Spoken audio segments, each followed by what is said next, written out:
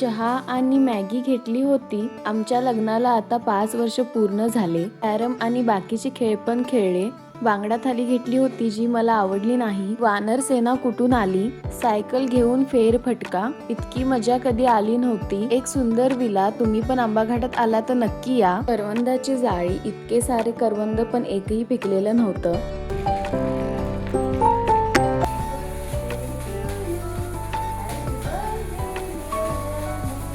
हाय, good morning. तुम्हा सर्वांचं स्वागत आहे माझ्या यूट्यूब चॅनलमध्ये. आणि आजची माझी सकाळ झालेली आहे एका सुंदर विलामध्ये. आणि इथे येण्याचं कारण म्हणजे आमच्या लग्नाला 5 वर्ष पूर्ण झालेत. 8 तारखेला 5 वर्ष पूर्ण झालीत. पण पियाचं लग्न होतं त्याच्यामुळे आम्हाला 8 तारखेचा प्लॅन कॅन्सल करून थोडा पुढे घ्यावा लागला. काल आम्ही इथे आलो, 2 दिवस इथे राहायचं असं ठरलं होतं आमचं. कालचा दिवस तरी मी काही रेकॉर्ड केलं नाही, फक्त निवांत मी आणि गणेश थोडंसं सेलिब्रेशन वगैरे केलं. आणि आज म्हणलं की रेकॉर्डिंग सुरू करूया. तर मी पूर्ण विला तर तुम्हाला दाखवणारच आहे, त्याचा एक व्हिडिओ बनवणारच आहे. पण आजचा दिवस कसा जातो हा पण तुमच्यासोबत शेअर करते. आता आम्ही जाणार आहोत घाटामध्ये. आणि तिथे कारण लास्ट टाईम जेव्हा आम्ही रत्नागिरीला गेलो होतो तेव्हा येत्या वेळेस आम्ही तिथे मॅगी खाल्ली होती, चुलीवरची मॅगी. आणि नजारा इतका सुंदर होता आणि त्यात गरमागरम मॅगी, ते पण चुलीवरची. म्हणून ह्यावेळेस पण आम्ही तिथे चाललो आहे. तर तिथे आता जाऊ, मॅगी खाऊ आणि मग पुढचा दिवस कसा जातो बघू. त्यासाठी तुम्ही हा व्हिडिओ नक्की शेवटपर्यंत बघा. आणि व्हिडिओ आवडलाच तर माझ्या चॅनलला सबस्क्राईब करा. आता आम्ही जायला निघालो, पण उशीर खूप झाला होता. खरं तर सकाळी लवकर निघायचं होतं, कारण मागच्या वेळी आम्ही इथे आलो होतो तेव्हा सकाळी 8 वाजता आम्ही घाटामध्ये होतो. आणि तेव्हा पावसामुळे भारी धुकं होतं. पण आता मे महिना सुरू आहे आणि गरमी किती आहे हे सगळ्यांना माहीतच आहे. म्हणूनच आम्हाला लवकर यायचं होतं. आणि आता इतक्या उशिरा धुकं नसणारच हे आधीच समजलं होतं. पण काही हरकत नाही, धुकं नाही मिळालं तरी चुलीवरची मॅगी तर मिळेलच. आणि लकीली आम्हाला मॅगी पण मिळाली. पण लास्ट टाइम इथे फक्त मॅगी आणि चहा होता. यावेळेस मात्र स्वीटकॉर्न म्हणजेच भुट्टा आणि गरमीमुळे लिंबू सरबतही ठेवलेला होता. पण गणेश तर फक्त इथे मॅगी खाण्यासाठी आला होता, म्हणून शेवटी आम्ही गरमागरम मॅगी आणि चहा घेतला.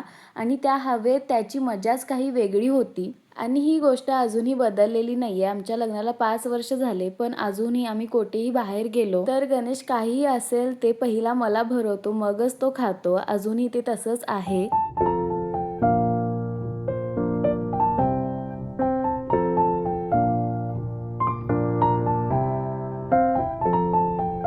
मॅगी खाऊन झाल्यावर आम्ही परत रिसॉर्टवर आलो. आणि इथे खूप गेम आहेत, पण मला फक्त कॅरमच खेळता येत होता, म्हणून आम्ही तेच खेळायला सुरुवात केली. पण त्यातही मी हारले. माझी कॅरम खेळायची सुरुवात तर खूप चांगली झाली होती, पण शेवट काहीसा चांगला झाला नाही. काल मी खूप चांगलं कॅरम खेळले, पण आज गणेश विनर होता. मग इथे टेबल टेनिस पण होता, ते तर मला अजिबातच येत नव्हतं. तरी म्हटलं चला ट्राय करून बघू, म्हणून आम्ही खेळायला सुरुवात केली. पण काहीच उपयोग झाला नाही, आम्हाला अजिबातच येत नव्हता त्यामुळे. आणि हे गेम सोडून पण इथे खूप सारे गेम आहेत जे तुम्हाला माझ्या पुढच्या व्हिडिओमध्ये बघायला मिळतील.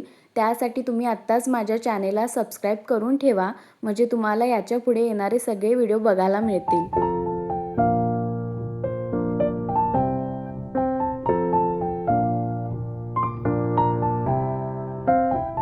आता आम्ही रूममध्ये आलो आहे. मॅगी खाऊन आल्यानंतर लगेच आम्ही गेम सेक्शनकडे गेलो. तिथे गेम खेळत होतो, टेबल टेनिस, जे की आम्हाला अजिबात येत नाही.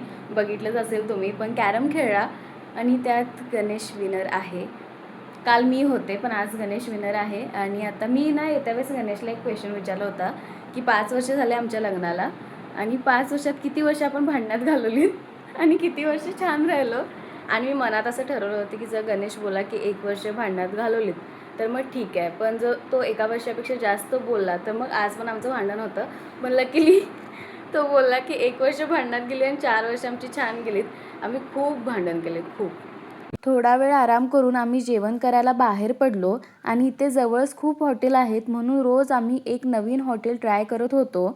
आणि आज आम्ही आलो आहोत द ग्रेट मराठामध्ये. इथे आम्ही बांगडा थाली मागवली होती, पण खरं सांगायचं तर मला जेवण इतकं काही आवडलं नाही. जेवण करून झाल्यावर सायकल घेऊन आम्ही फेरफटका मारायला जाणार होतो, पण मध्येच कुठून वानरांची सेना आली. त्यांना पाहिलं मात्र आम्हाला बाहेर फिरायचा प्लॅन कॅन्सल करून सरळ रूममध्ये थांबायचंच योग्य वाटलं.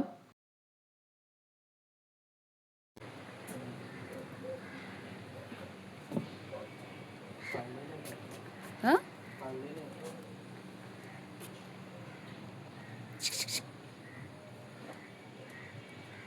मला कुठली? हा, मला ती पाहिजे.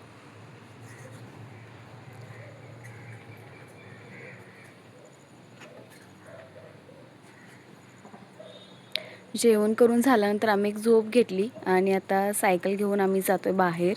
कुठे ते माहीत नाही, कुठेतरी जाऊच. हाय गणेश, थँक्यू.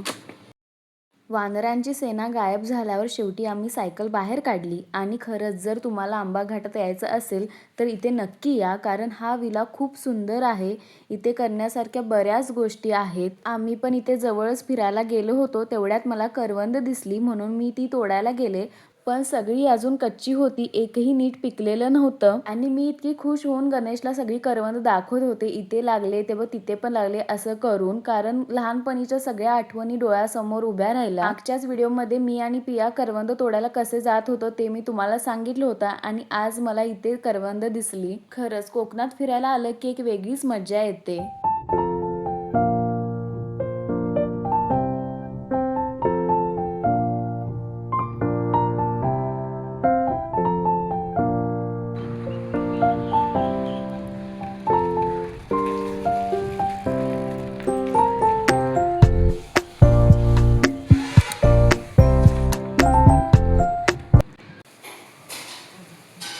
कसं वाटलं?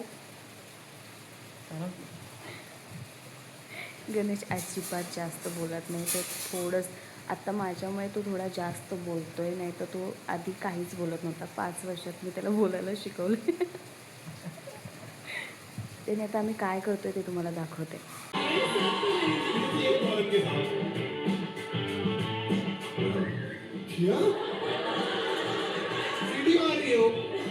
अच्छा लगा दिखा नहीं ना। ये जब हुई ना तब मेरे को पकड़ते नहीं।